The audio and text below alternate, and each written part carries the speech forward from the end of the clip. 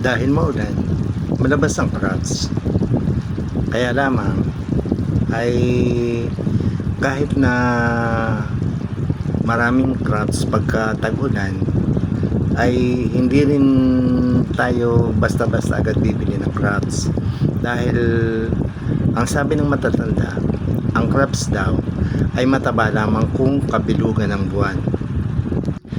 Pero bakit nga ba ang pinagpupulungan natin ay crabs, samantalang ang atin namang iluluto ngayong araw na ito ay ginataang kalabasa at saka papaya?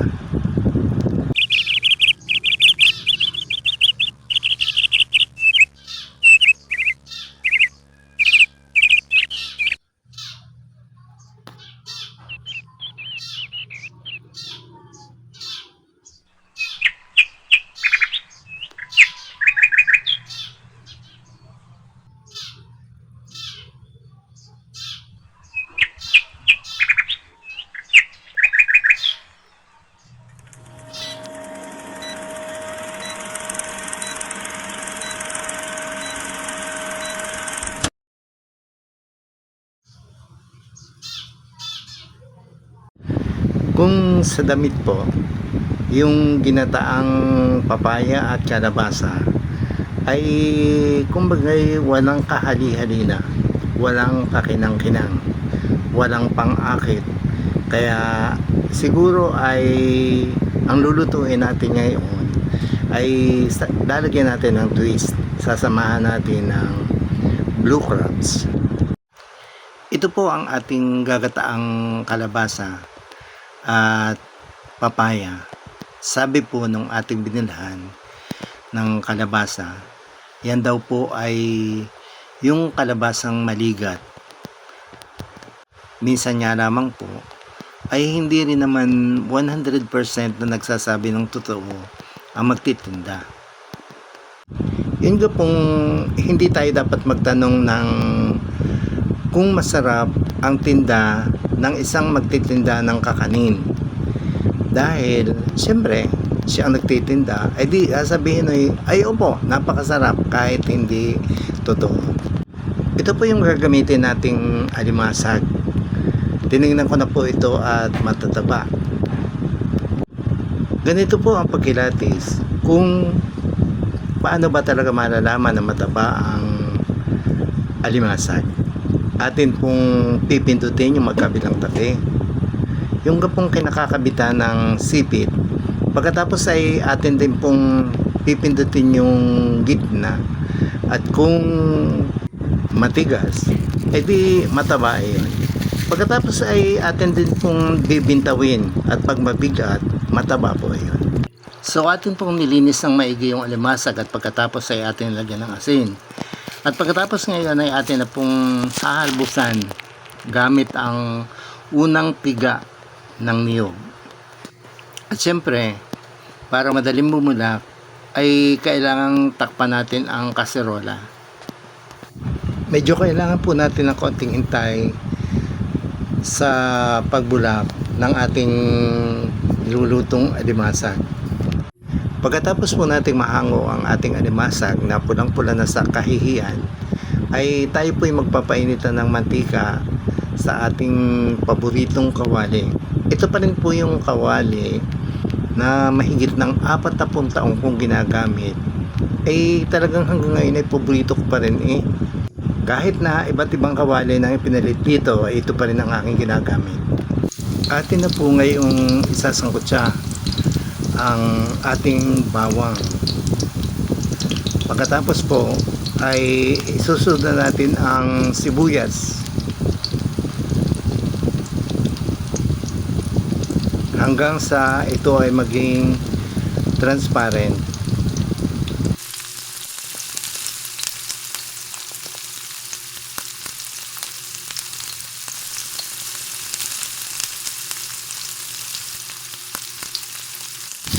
Ilalagay na din po natin ang papaya.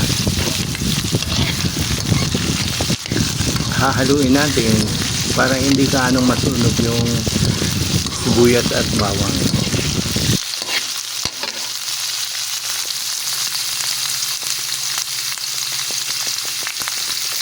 Atin na din pong ilalok yung ating kalabasa.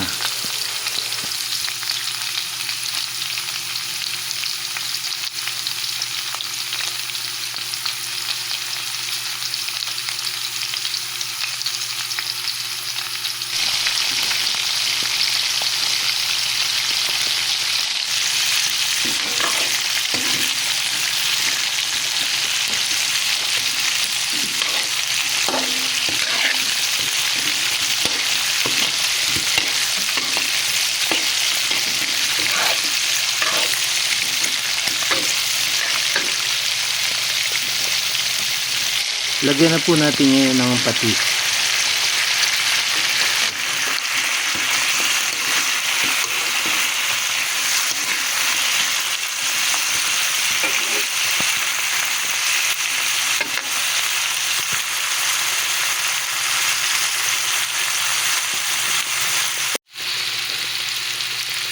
At lagyan na din natin ng oyster sauce.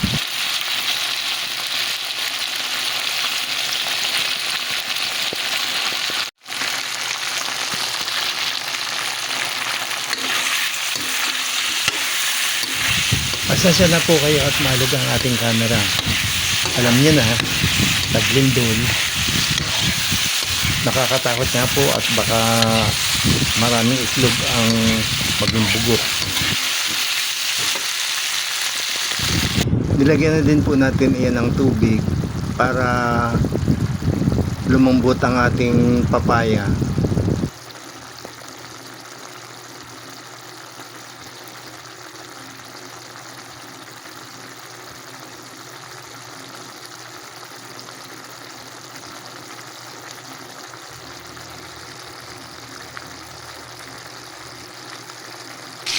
At ang sunod dyan ay ating tatakpan para ayos ang kuluan. Ayos ang pagpapanambot natin ng mga gulay.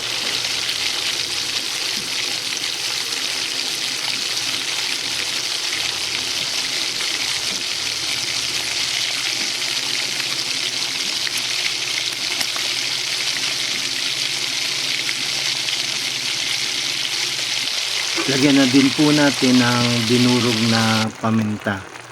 Pagka po maraming lagay na paminta ay mas masarap at mas mabango.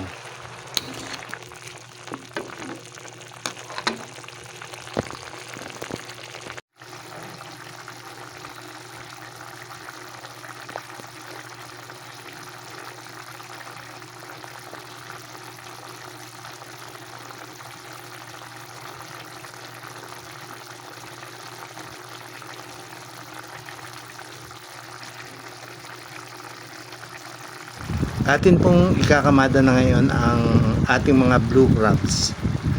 Ikakamada ng ayos para sure na kasya sa ating kawali.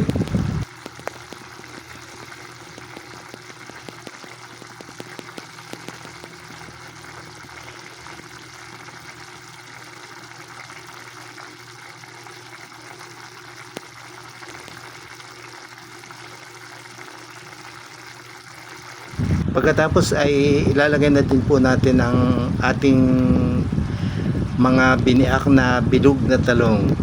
Yan po yung kung tawagin dito sa amin ay araw-araw na talong.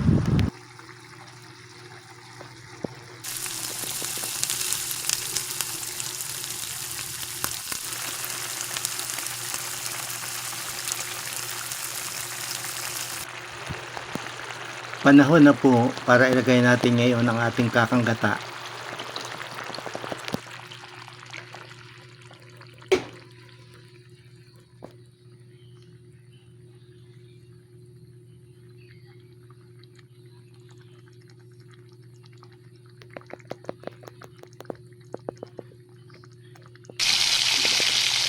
Ilalagay po naman natin ngayon ang ating mga sili. At ang maganda pong balita diyan ay talagang malapit ng maluto ang ating masarap na ginataan.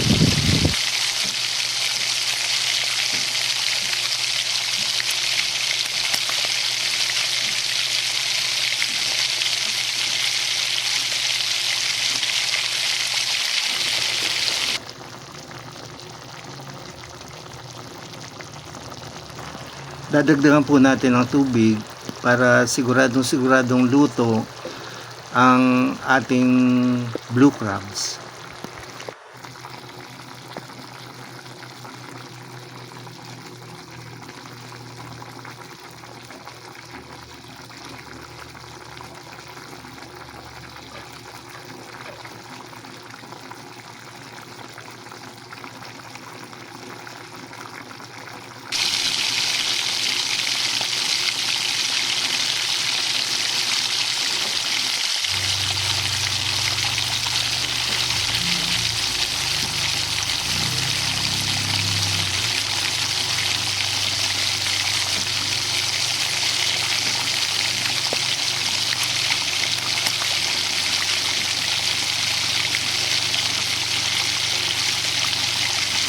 Parihuin, tanaw na tanaw ko na ang sarap at talagang lutong-luto na ang ating ginataang papaya at kalabasa.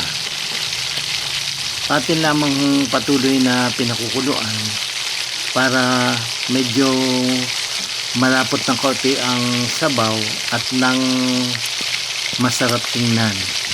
Yung gapong naglalangis-langis, ako po'y mamamaalam na sa inyo din eh. Maraming salamat po ulit sa pagtatyaga ninyo sa panonood. Maraming salamat po.